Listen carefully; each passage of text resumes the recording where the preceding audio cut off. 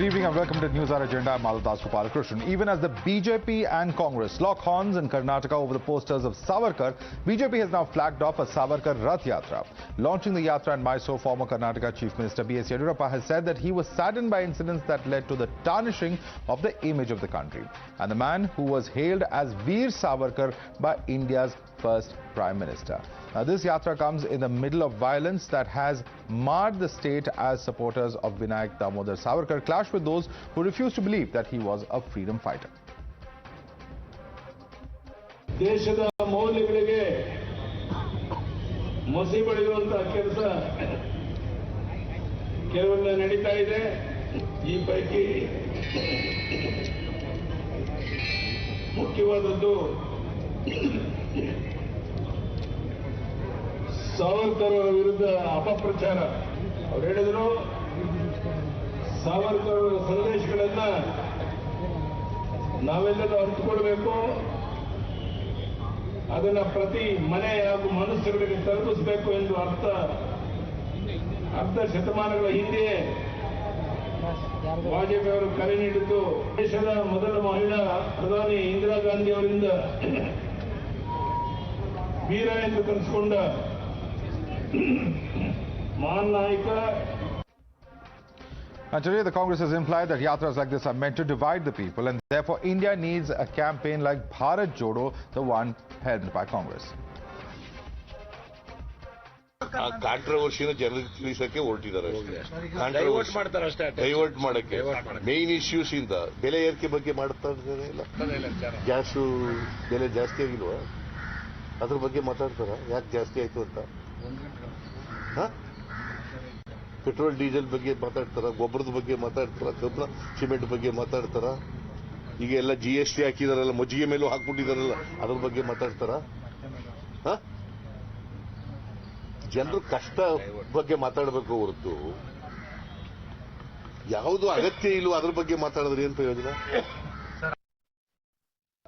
Everyone is free to have his own yatra. The very fact that what you have mentioned, at least I was not aware, but that is exactly why a Bharat Jodo Yatra is important. Veer Savarkar issue, unnecessarily these BJP friends, to spoil the atmosphere of the state, they have encouraging this subject. For that, actually, these Congress friends, they are putting petrol to fight it. Today, inaugurating Rathotsava about Veera Savarkar, what is the use for the common man by conducting this Rathotsava? What will be the message they wanted to give? You're watching the News Hour at 10, debate number 1 on Times Now, Super Prime Time. Let's take this across to our guest joining us live. We have with us Madhu and Rao, BJP spokesperson. Anurag Naidu, author, is with us. We also have with us Syed Aslam Pasha of the JDS. Kamru Choudhury is with us from the Congress party, and Dr. Sumanth Raman is a political analyst. Let me begin with, in fact, Sumanth Raman. Sumanth Raman, let me begin by what Yediyurappa has stated. Now, Yediyurappa has stated, and he starts his entire speech saying that there's been some kind of a misinformation campaign, or some incidents are tarnishing the image of the country. I'm saddened over the controversy of Savarkar in Karnataka, who was called Veer Savarkar by Indira Gandhi. So if you have the Congress's Prime Minister, Indira Gandhi, calling him Veer, why is it that opposition parties have a problem with Savarkar is a question that Yediyurappa is posing even as he kicks off this Savarkar Yatra. How do you respond to that? Madhav, first of all, I think there is a universal acceptance, whichever way you look at it, that Mr. Savarkar was a divisive figure in the sense that, he did evoke a fairly extreme reactions. To be honest, if you go into the history, he was never a great fan of the RSS, which makes it all the more surprising to see the BJP hold him up as an icon, because Mr. Savarkar had very visible differences with the RSS. He, for instance, was strongly opposed to cow worship, which is a very, very important part of the RSS's, philosophy. He also did not get along at all with RSS, the boss at that point of time, Sri Golwalkar. So I think that all of this in history has been there. Now suddenly he has become an icon for the Bharatiya Janata Party to hold up and go across the country. And I think that whatever there has been so much written about the apology letters, I'm not going into all of that at this stage because it has been repeated a million times on or at least 1,000 debates that we've had on various channels. But the point is, what is the purpose of this rally? The purpose of this yatra is very clearly to create more polarization in the run-up to the elections next year.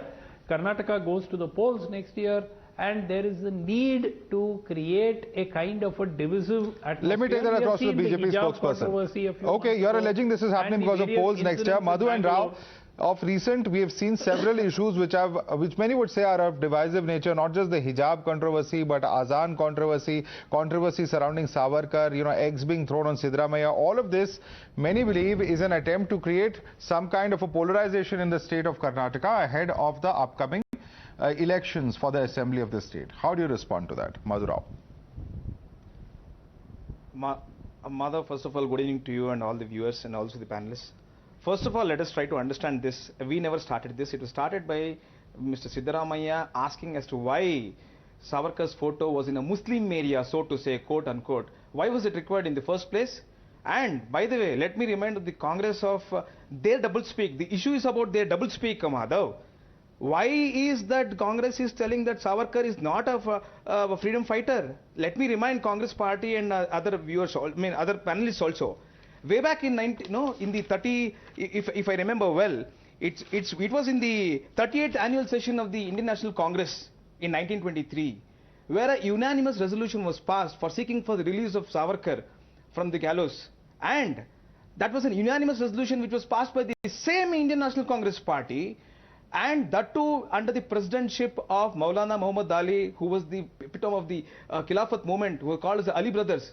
And the same Congress party now says, who is he? Why in a Muslim area? Appalling this is. And that too from a Congress party, and that too from Siddaramaiah. And also, let me also remind the same Congress party. In when there was a royal proclamation which was in 1919 which was given, which led to release of several political prisoners. Mr. Savarkar was not released, and that point of time, Vallabhbhai Patel, Mr. Mahatma Gandhi and Tilak, in fact, they sought for the release of Savarkar. And let me quote for my friends, because they are talking about doublespeak. It is mentioned very well in the 26 May 1920 Young India publication, Collected Works of Mahatma Gandhi, Government of India, Volume 20, page 368 to 371.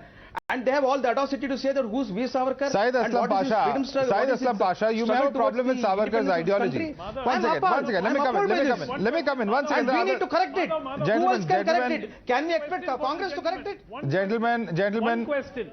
Gentlemen, Sir, 1 second. Sir, how many freedom fighters were given pension by the British? Can you tell me how many freedom fighters were? Do you know that Mr. Savarkar received a pension from the British? Mr. Sumanth Raman, are you aware of it? Raman, let me Please tell you, did they I think perhaps you might have not gone through it. Till 1966, now please listen to me, till 1966, was he given pension by the British? Pension was not even given to Savarkar. The Savarkar was given pension in 1966 by Lal Bahadur Shastri. Please correct your facts. Did he? You please correct your facts. Not 66, sir. Not 66. These are the doublespeak. This doublespeak we are against. That he was when we are telling that he was a freedom fighter, people question him as to who he is, what he is. Let me remind you. Please, let me remind the Congress party. Please. Now the Congress party says who is Veer Savarkar. Sir, was he given a give me pension, chance. sir? Let me speak. Because why much is did they said give about him a Mr. pension? Savarkar. Mr. Suman, kindly. This is the same Congress party in 1911, Sir? when the Congress president Bishan Narayan Dar told British rule was still the greatest gift of to my rise to this race. Okay. Let's all about. Let me bring in others into this debate. I want to bring in Said Aslam Pasha now. One second, Mr. Madhav, just 1 second. And in fact, Sumanth Raman, let me bring in Said Aslam Pasha. Said Aslam Pasha, the question is this. End of the day, I mean, we may all debate into the mercy petitions, into pensions, etc. But end of the day, he was a person who fought for India's freedom. You may not agree with his ideology, and that's fine. Everyone has a right to their own ideology. But the point that I'm just trying to make is, if he is a freedom fighter, if he was incarcerated in Kalapani, as we very well know, he is somebody who was a thorn in the side of the British rule, and that is why he was punished over there. So, I mean, taking away from his freedom fighter credentials, isn't that factually wrong for one's own political purposes? Madhav, I'm glad that we have the intellectual panelists on this debate, and let us walk through the history. I'm glad that the BJP spokesperson quoted some facts. Let me also give him some facts. Madhav, first of all, Savarkar was arrested in 1910. Right? In the year 1910, he was arrested in Victoria, in London. Then he was brought into Karnataka. Then he was brought into India. He was brought into Bombay, and the Bombay High Court sentenced him the Kalapani. And in August 1910, he was sent to the Kalapani jail. From the year 1911, he wrote the first mercy petition. He wrote the first clemency letter. After 1911, he wrote it again in 14, he wrote it in 1916, then he wrote it in 1920, and after all the letters, there were 6 letters which were written by Savarkar. In the year 1924, he was sent to the mainland India. He was sent to the Behrampur jail, and he stayed there. Then he was sent to Pune Erwada jail. He stayed there for 3 years, after which he was released. Now the question is, after 1924, I would want to ask the BJP spokesperson, does Savarkar have any contribution to the Indian freedom struggle? Now, also after 1924, how can we forget the famous address of Savarkar in 1942 in Kanpur, wherein Savarkar, who was the president of Hindu Mahatma, you have not even answered my question, Mr. Pasha. Mr. Pasha, against the Indian one second, Mr. Pasha. Mr. Pasha, against the Quit India movement. You have not answered my question. First and foremost, that does not mean that what he did before 24 gets completely negated. Here's a person who's been incarcerated in 14 years of jail. All that is zero. My question to you is, now my question to you and the BJP spokesperson is, after 1924, has he taken part in any of the freedom struggles? In 1942, he stood against the Quit India movement. Let me bring in Anurag Naidu. He also, no, just give me 30 more seconds, Madhav. Quickly make your point, please. In 1942, the Hindu Mahasabha partnered with the Muslim League. They partnered with the Muslim League. They formed governments in Bengal, Punjab, Sindh, and Northwestern Frontier. Do you want to know who was the CM? Fazlul Haq was the CM. Do you want to know who was the deputy CM? It was Shama Prasad Mukherjee. That time, the Hindu Mahasabha president was Savarkar. They suppressed the Quit India movement. Madhav, let me come in. Let me quickly bring in Anurag Naidu now. Suppressed the Quit India movement. Okay, you made your charges, sir. Anurag Naidu does all of this take away from the contributions of Savarkar. If you want to call it... You made your point, Mr. Pasha, you made your point. Now let others come in also. Anurag Naidu, quickly. Madhav, it appears like we are going to have a section on history. So enough of history. I'm really astonished, very surprised by the fact that Mr. Sumanth Raman is making a point that Savarkar was known for divisive politics. No, he was always known for uniting Hindus and the united Hindu philosophy which is brought in. And for some reason, let us give it also to Mrs. Indira Gandhi, who named Savarkar, Veer Savarkar, who hailed Mr. Savarkar for all his good work, and nobody is denying, even Congress party does not deny from the fact that he was a great freedom fighter. Now coming to the BJP and the BJP strategy, they have always flaunted the allegiance towards Mr. Savarkar and his ideology, including Mr. Amit Shah, who has a portrait of Mr. Savarkar in his office in Delhi. So BJP has never shied away. They always flaunted Mr. Savarkar, and if they are going to go to public with a narrative, taking the Savarkar's ideology, let people decide. BJP has swept Karnataka with 25 seats, in the recent general election 2019. So they have always been audacious about the ideology that they believe in.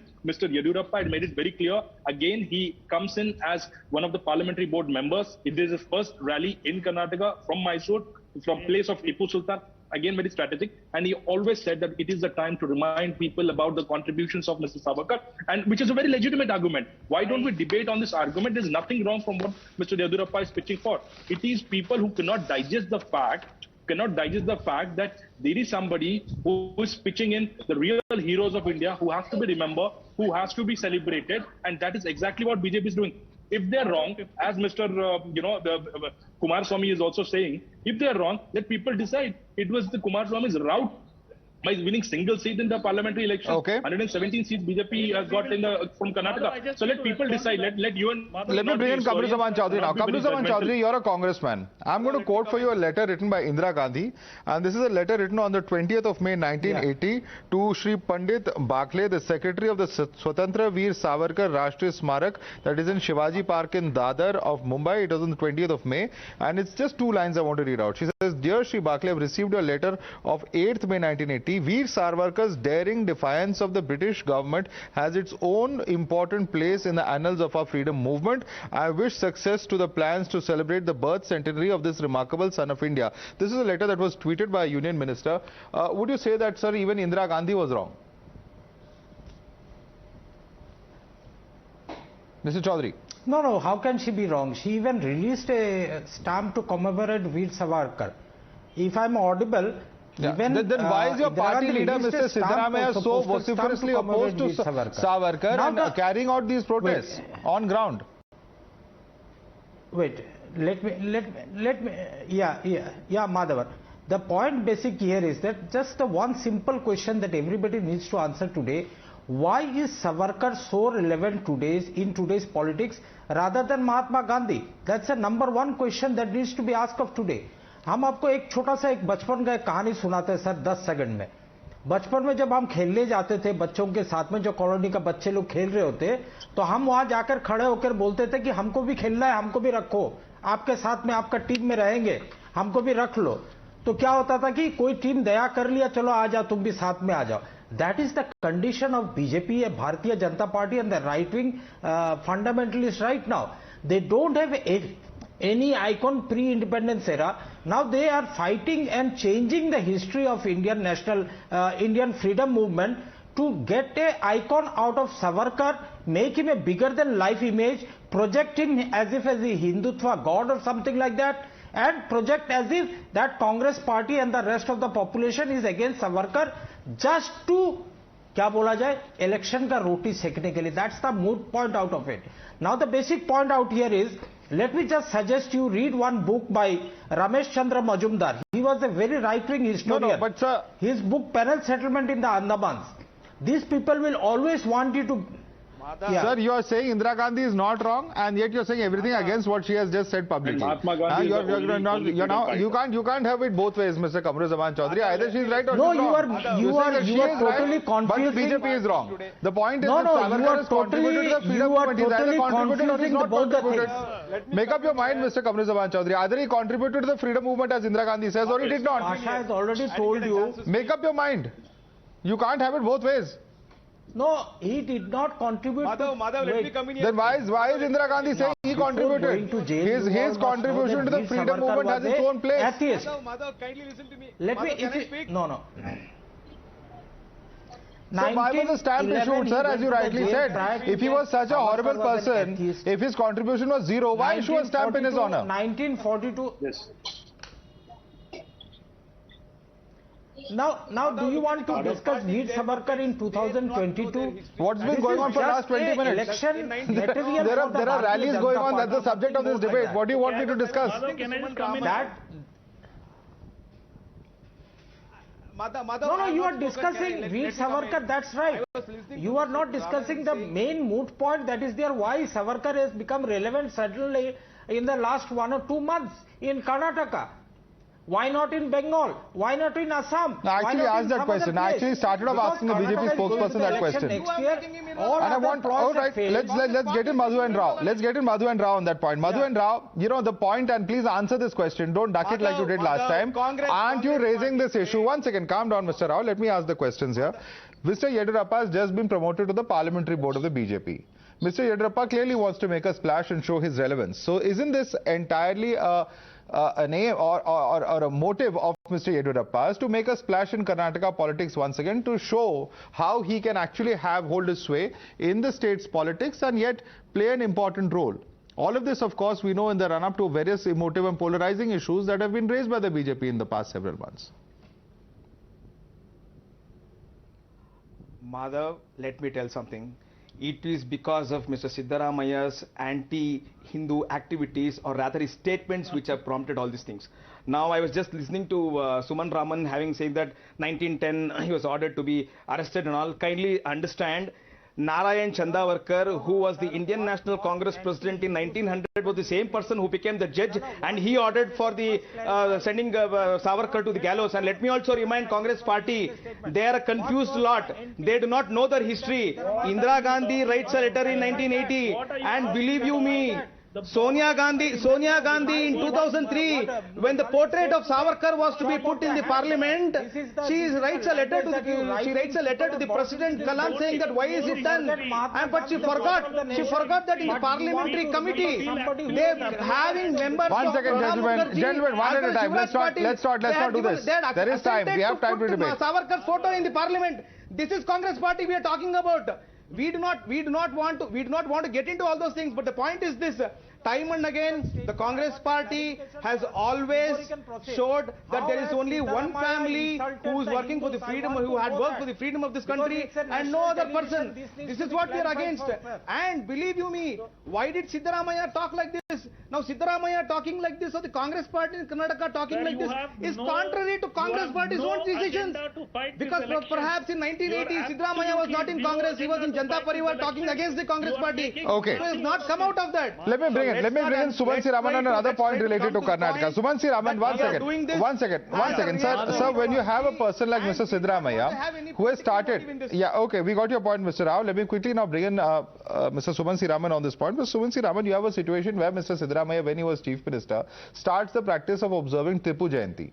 Now, that is obviously a move that got the goat of the BJP at that point of time. And here you have the BJP, which is now, of course, going on these Savarkar rallies throughout the state, or Savarkar Rath Yatras, as they're calling them. My simple point is this: with what moral authority does Congress have to criticize what the BJP is doing, when it is pretty much the same thing that the Congress has done when it was in power? Look, Madhav, there are two things. An incumbent government usually goes to the people and says, look, we have done all of these things for you in the last 3-4 years, and therefore you please vote us back to power. Now, here is a case where the BJP is again resorting to the good old polarization attempt, and I'm not pointing out to just this Savarkar Yatra. You take what's been happening consistently, whether it is the Azaan row, whether it is the hijab row. So there is clearly a conscious attempt. Perhaps the BJP feels that they are on a very sticky wicket in Karnataka. There is talk that the Chief Minister may still be replaced before the election. So I think that is really concerning them, and they feel that, you know, we will fall back. You remember, Madhav, in the UP election, before the UP election, they started to sort of go down the polarization plank, but then they stopped. And perhaps the feeling was they felt that they were winning, and they did not need to continue the polarization. Here in Karnataka, it is clear that they feel that they are on a sticky wicket, and they feel that there is a need to go on these kind of yatras and to go on the regular divisive agenda, which they feel will garner them votes, and maybe it will, one does not know. Madhu Rao, it is not just about this incident. Okay, let me put that question to the BJP spokesperson before I come to anyone else. It is also about what has happened in hijab, what has happened in Azaan, what has happened in various other such recent controversies that we've been seeing in the state of Karnataka. Is it all just at the doorstep of the opposition? Surely the government also, the ruling party also has a role to play. Well, Madhav, as you mentioned, hijab was never started by BJP government. It was started by the five kids who filed a petition before the High Court. Did we start it? Azaan, did we start it? There was already a petition which was filed before the High Court. And who started Savarkar? Did we start it? It was started by Siddaramaiah. Did we start it? So therefore, don't let the Congress party and Sumanth Raman don't lecture us as to what we are doing it. We are trying to ensure that there is no divisive politics. The appeasement politics by the Congress is at the highest because they are losing everywhere. Look at the situation of Congress party in the whole of India. We didn't Where start are it. They? So they are trying to get resurrected in. We didn't start it. Congress started it. Saeed Aslam Pasha wants to comment on that. Saeed Aslam Pasha. Yeah. Right. You don't start anything. The fact of the matter is you don't have an agenda to fight this election. Today, what the state asks or the nation asks is about employment. Today, what the state and center ask is about inflation. Today, what we are talking, we want to talk about the agrarian distress. We want to talk about the agrarian distress. You don't want to talk about any key issues. You want to deviate and use diversionary tactics to get away with petty issues like running a yatra. Don't play polarization. This is an old agenda and it will not work anymore. People are looking for jobs. People are craving to bring down the inflation. What is the government doing for that? You are not doing anything. Right from small little daily essentials, everything, the prices have gone up. You don't want to speak about it. You want to deviate. You want to deviate the attention of people in various petty issues. Unfortunately, you are not even talking about it.